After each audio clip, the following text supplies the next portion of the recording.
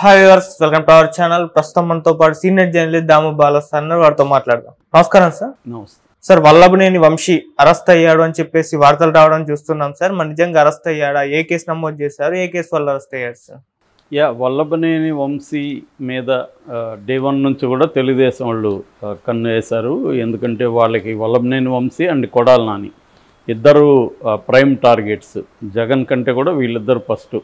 ఎందుకంటే వీళ్ళిద్దరు కూడా గతంలో తెలుగుదేశం నుంచి ఎన్నికయ్యి ఆ తర్వాత వైసీపీలోకి వెళ్ళారు. సో ఈ నాని అయితే వైసీపీ తరఫున కూడా ఆయన మళ్ళీ నిలబడి 2 సార్లు గెలిచాడు. బట్ వల్లభనేని వంశీ ఈ మధ్య కాలంలో వెళ్ళిన వ్యక్తి. సో వీళ్ళిద్దరూ ఏంటంటే వైసీపీలో ట్రెడిషనల్గా ఉన్న నాయకుల కంటే కూడా వీళ్ళిద్దరూ ఎక్కువగా తెలుగుదేశం నాయకుల్ని టార్గెట్ చేసి డ్యామేజింగ్గా మాట్లాడడం, ముఖ్యంగా వ్యక్తిగతంగా టార్గెట్ చేయడం, వాళ్ళ ఫ్యామిలీల గురించి, వాళ్ళ ఇంట్లో లేడీస్ని గురించి, ఇవన్నీ కూడా చాలా ఎక్స్ట్రీమ్గా వీళ్ళిద్దరూ వెళ్ళారు. రెండోది, వీళ్ళిద్దరు కూడా కమ్మ సామాజిక వర్గం. ఇంకా కోపం ఉంటుంది. మనోడు మనకు ద్రోహం చేశాడంటే ఇంకా కోపం ఎక్కువ అవుతుంది. అలాగా తెలుగుదేశంలో అందరికి కూడా చిన్న కార్యకర్త నుంచి పై స్థాయి నాయకుల వరకు కూడా వీళ్ళ మీద తీవ్రమైన కోపం ఉంది. ముఖ్యంగా వంశీ అసలు లోకేష్ పుట్టుక గురించి మాట్లాడడం, భువనేశ్వర్ని టాపిక్లోకి తీసుకొచ్చి మాట్లాడడం, ఈ ఏ స్థాయికి వెళ్ళిందంటే చివరికి చంద్రబాబు ఏడ్చే స్థాయికి వెళ్ళింది వంశీ చేసిన. అది అప్పుడు నిజానికి అందరూ కూడా ఖండించారు. ఖచ్చితంగా ఖండించాలని వ్యవహారం. ఎందుకంటే రాజకీయంగా ఎవరైనా విమర్శించవచ్చు, కానీ వాళ్ళ విషయాలు స్త్రీలను లాగి ఆ స్త్రీలకు సంబంధం లేని విషయాల్లోకి ఎంటర్ అయిపోయి అది ప్రజలకు ఏ రకంగానూ ఉపయోగకరం కూడా కాదు. దాన్ని మాట్లాడడం అనేది ఖచ్చితంగా అది వైసీపీకి నెగిటివ్ అయింది. బట్ జగన్ దాన్ని ప్రోత్సహించాడు. వీళ్ళని ఎప్పుడూ కూడా కంట్రోల్ చేయలేదు. వంశీని కానీ నానిని కానీ ప్రోత్సహించి వీళ్ళిద్దరూ తెలుగుదేశంలో కూడా ఇలాంటి బ్యాచ్ ఉన్నారు. అయ్యన్న పాత్రుడు ఎలా మాట్లాడాడో చూసాము మనం. పటాభి లాంటి వాళ్ళు ఇదే భాష మాట్లాడతారు. రఘురామకృష్ణరాజు ఇటువైపు ఉన్నా కూడా ఆయన తెలుగుదేశమేనా అనుకోవచ్చు. ముందు నుంచి కూడా ఆయన ఎలా మాట్లాడాడు చూసాము. ఇవన్నీ ఇటువైపు కూడా ఉన్నారు, లేదని కాదు. బట్ వీళ్ళది ఎక్కువ హైలైట్ అయింది. నాని ఇటు వంశీ ఇటు రోజా వీళ్ళది బాగా హైలైట్ అయింది. ఎందుకంటే తెలుగుదేశం మీడియా పవర్ఫుల్గా ఉంటుంది కాబట్టి వీళ్ళని ఎక్కువగా హైలైట్ చేసింది. సో ఇప్పుడు రాగానే వీళ్ళ మీద కేసులు ఏవేవి ఉన్నాయని చూస్తారో. ఆల్రెడీ గతంలో కేసులు ఉన్నాయి. ఇప్పుడు వల్లభనేని వంశీని తెలుగుదేశం కార్యాలయాల మీద దాడులకు సంబంధించి కేసులన్నింటినీ బయటికి తీస్తున్నారు. గతంలో ఏమేమి కేసులు ఉన్నాయి అనేది ఫస్ట్ చూసుకుంటున్నారు. కొత్త కేసులు అనే తర్వాత ముందు గతంలో ఉన్న కేసుల్లో వీళ్ళని క్లోజ్ చేద్దాము అన్న ఆలోచనలో తెలుగుదేశం ప్రభుత్వం కనబడుతుంది. అందుకని వాళ్ళు ఏం చేస్తున్నారంటే గతంలో తెలుగుదేశం కార్యాలయాల మీద ఎక్కడెక్కడ దాడులు చేశారో ఆ కేసుల్ని మళ్ళీ తిరగదోడదాం అనేది చేస్తున్నారు. సో మొన్న చూసాం మనం మంగళగిరిలో దాడికి సంబంధించి కూడా ఆల్రెడీ ఇటు సజ్జల రామకృష్ణారెడ్డి, ఆళ్ళ రామకృష్ణారెడ్డి ఇలాంటి వాళ్ళ మీద కూడా కేసులు పెట్టారు. వాళ్ళు వెళ్ళి ముందస్తు బెయిల్ కూడా తీసుకున్నారు.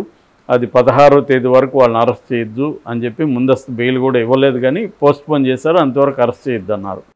సో అది కొంత ఊరట అని చెప్పొచ్చు. గతంలో కూడా తెలుగుదేశం వాళ్ళ మీద కూడా ఇలాగే కేసులు పెడితే కోర్టులు కొంతవరకు ఆదుకున్నాయి. ఈవెన్ మన లోకేష్ను కూడా అరెస్ట్ చేయాలనుకున్నప్పుడు కోర్టు అరెస్ట్ చేయకండి, పార్టీ 1A కింద నోటీసులు ఇవ్వండి అని చెప్పింది. అలాగే ఇప్పుడు కూడా కోర్టులు అదే విధంగా చెప్తున్నాయి. అందుకని ఏం చేస్తున్నారంటే వీళ్ళు 8 ఏళ్ల అంటే ఎక్కువగా శిక్ష ఉన్న సెక్షన్లని ఎక్కువగా పెట్టడానికి తెలుగుదేశం ట్రై చేస్తుంది. ఎందుకంటే తెలుగుదేశంకి లీగల్ నెట్వర్క్, లీగల్ సెల్ అనేది చాలా స్ట్రాంగ్గా ఉంటుంది. అందుకని వీళ్ళు గట్టిగా ఈసారి ఏం చేస్తున్నారంటే ఎవరి మీద కేసులు పెట్టినా 8 years ఉండేట్టుగా చూసుకుంటున్నారు. అలాగే ఇప్పుడు వంశీ మీద కూడా ఈ సెక్షన్లో చూస్తే మనం ఇది ఎందుకంటే నేరం జరిగింది కానీ కంప్లైంట్ ఇచ్చింది కానీ గతంలో జరిగింది కాబట్టి ఇప్పుడు కొత్తగా వచ్చిన BNSS ఈ చట్టాలు దీనికి అప్లికబుల్ కావు. IPCనే అప్లికబుల్. నేరం జరగడం అండ్ కంప్లైంట్ ఇవ్వడం. దాంట్లో కూడా కన్ఫ్యూజన్ ఉంది. నేరం జరగడం ఇంపార్టెంటా, కంప్లైంట్ ఇవ్వడం ఇంపార్టెంట్ అనేది లాయర్ల మధ్య, జడ్జిల మధ్య కన్ఫ్యూజన్ ఉంది. సుప్రీంకోర్టు లాంటి ఎక్కడైనా జడ్జెస్ దాన్ని వ్యాఖ్యానించి నిర్దిష్టంగా చెప్పడం అవసరం. ఏదేమైనా దీంట్లో అయితే ఆ కన్ఫ్యూజన్ లేదు. ఎందుకంటే నేరం జరగడం, కంప్లైంట్ ఇవ్వడం కూడా పాతవే.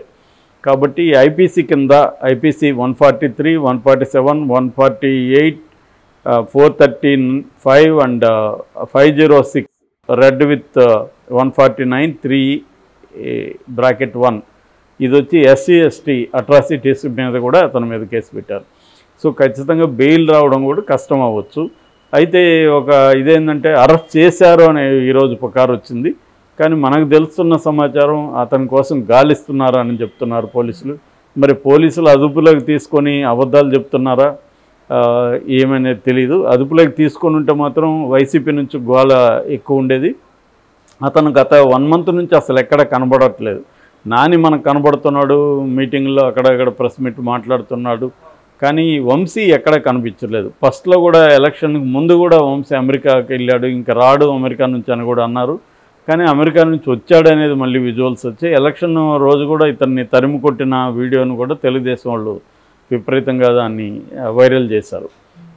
అప్పటి నుంచే వంశీకి స్టార్ట్ అయింది, కౌంట్ డౌన్ స్టార్ట్ అయింది అనేది కూడా వాళ్ళు చెప్పారు. సో ఇప్పుడు వంశీ విదేశాలకు వెళ్ళిపోయాడా, అమెరికాకి వెళ్ళిపోయాడా, లేకపోతే ఉన్నాడా, ఏం జరుగుతుంది అనేది అయితే తెలియట్లేదు. అమెరికాకి వెళ్ళినా కూడా వదలమనే, ఎక్కడ ప్రపంచంలో ఏ మూల దాక్కుండా వదలమని గతంలో స్టేట్మెంట్లు ఇచ్చారు. ఈవెన్ లోకేష్ కూడా డైరెక్ట్గానే హెచ్చరించాడు, వంశీకి భయం అనేది ఏందో చూపిస్తానన్నాడు. సో మరి ఎలా చూపిస్తారు వీళ్ళు? అంటే ఏం చేసినా లీగల్గా చేయాలి. ఈ అవుట్ ఆఫ్ వేలో వెళ్ళి కానీ చేస్తే ఖచ్చితంగా వ్యతిరేకత వస్తుంది. ఆల్రెడీ తెలుగుదేశం మీద వ్యతిరేకత మొదలైంది. ఎందుకంటే గతంలో వీళ్ళు ఏమేమి విమర్శించారో వైసీపీని, అదే పనులు ఇంకా ఎక్కువ చేస్తున్నారు. సో ఇక్కడ కూడా విమర్శ ఏంటంటే, మీ ఆఫీసుల మీద దాడులు చేసిన వాళ్ళు మాత్రం అరెస్ట్ చేస్తారు, మరి డీసీ మీద, దక్కన్ క్రానికల్ మీద తెలుగుదేశం వాళ్ళు దాడి చేస్తే వాళ్ళ మీద ఎందుకు కేసులు పెట్టి వాళ్ళని ఎందుకు అరెస్ట్ చేయట్లేదు అని విమర్శలు వస్తున్నాయి. ఎందుకంటే సేమే కదా, నీ ఆఫీస్ మీద దాడి చేస్తేమో అది క్రైము, ఒక పత్రిక ఆఫీస్ మీద దాడి చేస్తే అది క్రైమ్ కాదా? జస్ట్ ఖండన ఇచ్చేసి ఊరుకుంటారా మీరు? వాళ్ళని కేసులు పెట్టి వాళ్ళని అరెస్ట్ చేయరా? పైగా కండువాలు వేసుకొని, పసుపు కండువాలు, క్లియర్గా వీడియోస్ ఉన్నాయి, ఎవరు చేస్తున్నారు అన్నీ ఉన్నాయి. ఇక్కడన్నా వంశీ చేయించాడని తప్ప ఇతను వెళ్ళి చేశాడనేది ఏం లేదు. వంశీ చేయించాడు దాడి అనేదే ఇక్కడ కేసు. అది చేయించాడా లేదనేది కోర్టులో ప్రూవ్ అవుతుందంటే కష్టమే. కానీ తెలుగుదేశం వాళ్ళు చేసింది క్లియర్గా వీడియోస్ ఉన్నాయి, విజువల్స్ ఉన్నాయి. కాబట్టి వాళ్ళని ఎందుకు వదిలేస్తున్నారు అనేది ఇప్పుడు అందరూ అడుగుతున్న ప్రశ్న. ఎందుకంటే మీడియా మీద అటాక్ అనేది ఎప్పుడైనా కూడా ఇదే. చంద్రబాబు కూడా నిన్న ఏం పిలిపిస్తున్నాడు, వాళ్ళ తాట తీయండి, ఎవరన్నా దీని మీద ఇలాంటి అబద్ధాలు రాస్తే అని చెప్తున్నాడు. అంటే ఇండైరెక్ట్గా ఆయనే చెప్తున్నాడు, తాట తీయండి అంటే వాళ్ళు ప్రజలు ఎందుకు తాట తీయాలి, కార్యకర్తలు ఎందుకు తీయాలి? లీగల్గా ఒక ప్రభుత్వం ఉంది, ఒక వ్యవస్థ ఉంది. ఎవరైనా తప్పు రాస్తే, ఒక పత్రిక తప్పుగా రాస్తే ఏం చేయాలి? ఖండన ఇవ్వాలి. దానికి వ్యతిరేకంగా మీ పత్రికలు మీరు ఎలాగో ఇస్తారు, దానికంటే లీగల్గా కోర్టులో కేసు వేయాలి. ఇదే కదా జరగాలి ప్రజాస్వామ్యంలో. అది కాకుండా మాకు వ్యతిరేకంగా మీరు వార్త రాస్తే మేము పోయి అటాక్ చేస్తాం. వీళ్ళు ఎన్ని రాయలేదు, సోర్సులు చెప్పారా లేకపోతే ఇవి చెప్పారా? రోజుకి 10 వార్తలు, 100 వార్తలు. ఇంకా ఈనాడు పేపర్ అయితే 99% యాంటీ జగన్ రాసింది. మరి అప్పుడు వాళ్ళ ఆఫీసుల మీద ఏం దాడులు జరగలేదే. ఇవాళ ఒక వార్త యాంటీగా రాయడంతోనే సహించలేకపోతున్నారంటే సో అర్థం ఏంటి అంటే, మనకి యాంటీగా ఎవరు ఉండకూడదు, మనది అబ్సల్యూట్గా మెజార్టీ వచ్చిన ప్రభుత్వం అన్న పద్ధతిలో కనబడుతుంది. దీన్ని ఇప్పటి వరకు పవన్ కళ్యాణ్ లాంటి వాళ్ళు కూడా ఖండించలేదు. ఆయన ఒక మీడియా మీద జరిగితే పవన్ కళ్యాణ్ నోరు తెరవలేదు. తనేమో గతంలో వచ్చిన కొత్తల్లో మేము ప్రతిపక్షంగా పనిచేస్తామని ఇంత పొడుగు స్టేట్మెంట్ ఇచ్చాడు. ప్రతిపక్షం అంటే అర్థమేమి?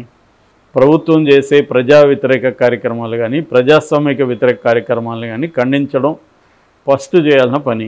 అది ఇప్పటివరకు పవన్ కళ్యాణ్ ఏ విషయంలో కూడా చేయలేదు.